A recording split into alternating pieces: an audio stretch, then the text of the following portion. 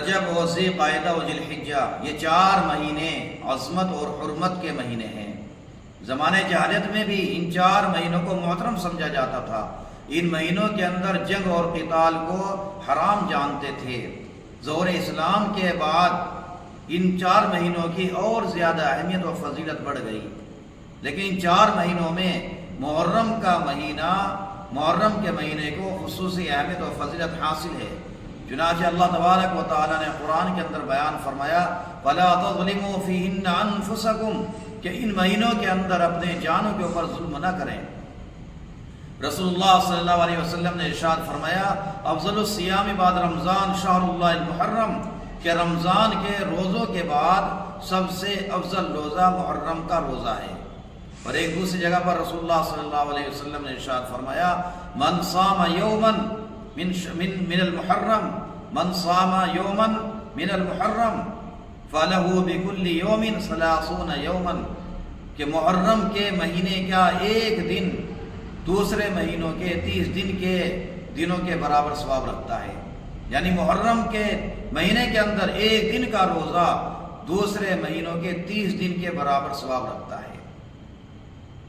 چنانچہ حضرت عائشہ رضی اللہ تعالی عنہ فرماتی ہیں کہ رمضان المبارک کے روزے فرض ہونے کے بعد، فرض ہونے سے پہلے، حضرت عائشہ صدیقہ رضی اللہ تعالی عنہ فرماتی ہیں کہ رمضان المبارک کے روزے فرض ہونے سے پہلے، ان کی فرضیت سے پہلے یوم عاشورہ کا روزہ رسول اللہ صلی اللہ علیہ وسلم کے اوپر فرض تھا، لیکن جب رمضان المبارک کا روزہ فرض ہو گیا اس کے بعد میں اللہ تبارک و تعالیٰ نے ایک قوم کی توبہ قبول فرما لی اور دوسری قوم کی توبہ بھی قبول فرمائیں گے۔ چنانچہ ایک روایت کے اندر عبداللہ بن عباس رضی اللہ تعالیٰ عنہ فرماتے ہیں کہ میں نے رسول اللہ صلی اللہ علیہ وسلم کو نہیں دیکھا کسی فضیلت کے دن کے روزے کے بارے میں اتنا زیادہ اہتمام اور غور و فکر کرتے ہوئے سوائے محرم کے اس دن کے روزے کے بارے میں، یعنی عاشورہ کے دن کے روزے کے بارے میں، اور سوائے اس مہینے یعنی رمضان کے مہینے کے روزے کے علاوہ۔ حضرت عائشہ صدیقہ رضی اللہ تعالیٰ عنہ فرماتی ہیں کہ رمضان المبارک کے روزوں کی فرضیت سے پہلے عاشورہ کا روزہ فرض تھا، لیکن جب رمضان المبارک کے روزے فرض ہو گئے تو اللہ تبارک و تعالیٰ نے ایک قوم کی توبہ قبول فرما لی اور دوسری قوم کی توبہ قبول فرمائیں گے۔ ایک روایت کے اندر ابو قتادہ رضی اللہ تعالیٰ عنہ فرماتے ہیں کہ رسول اللہ صلی اللہ علیہ وسلم نے ارشاد فرمایا کہ مجھے امید ہے کہ ایک عاشورہ کا روزہ پورے سال کے تمام صغیرہ گناہوں کی طرف سے کفارہ ہو جائے گا۔ ایک روایت کے اندر عبداللہ بن عباس رضی اللہ تعالیٰ عنہ فرماتے ہیں کہ رسول اللہ صلی اللہ علیہ وسلم جب مدینہ منورہ کے اندر تشریف لائے تو رسول اللہ صلی اللہ علیہ وسلم نے مدینہ کے اندر یہودیوں کو دیکھا کہ وہ یہاں پر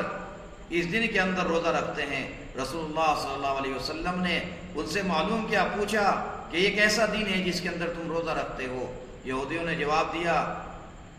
کہ اس دن یہ بہت بڑا دن ہے، عظیم دن ہے، اس دن کے اندر اللہ تبارک و تعالیٰ نے موسیٰ علیہ السلام اور اس کی قوم کو نجات دی اور فرعون اور اس کی قوم کو ہلاک و برباد کر دیا، غرق کر دیا۔ تو موسیٰ علیہ السلام نے اس کے شکریہ کے اندر روزہ رکھا تھا، تو ہم بھی موسیٰ علیہ السلام کے اطاعت و فرما برداری کرتے ہوئے اس دن کا روزہ رکھتے ہیں۔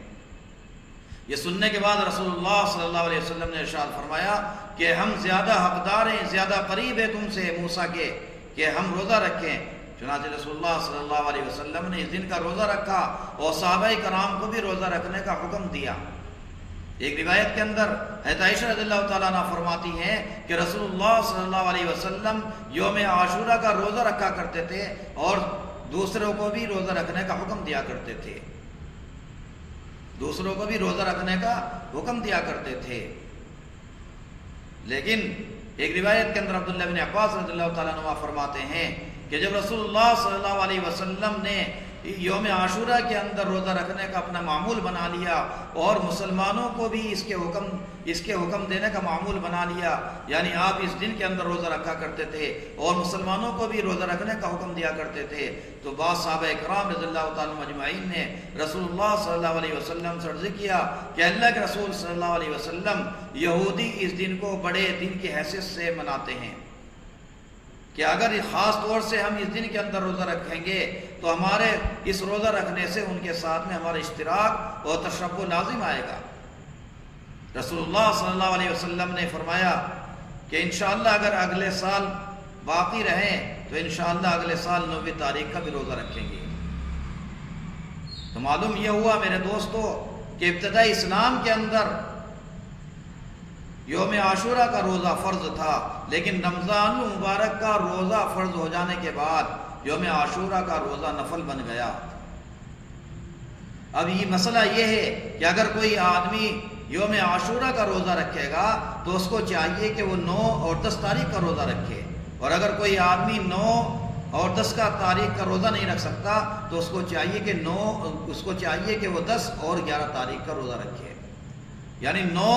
تاریخ اور 10 تاریخ کا روزہ رکھے۔ اگر کوئی آدمی 9 تاریخ کا نہیں رکھ سکتا تو اس کو چاہیے کہ وہ 10 تاریخ اور اس کے ساتھ میں 11 تاریخ کا روزہ رکھے۔ اگر کوئی آدمی صرف یوم عاشورہ کا یعنی 10ویں تاریخ کا روزہ رکھے گا تو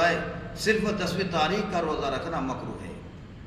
اس لیے جو آدمی یوم عاشورہ کا روزہ رکھے گا، حدیث پاک کے اندر آتا ہے کہ اس کے 1 سال کے گناہ معاف کر دیے جائیں گے۔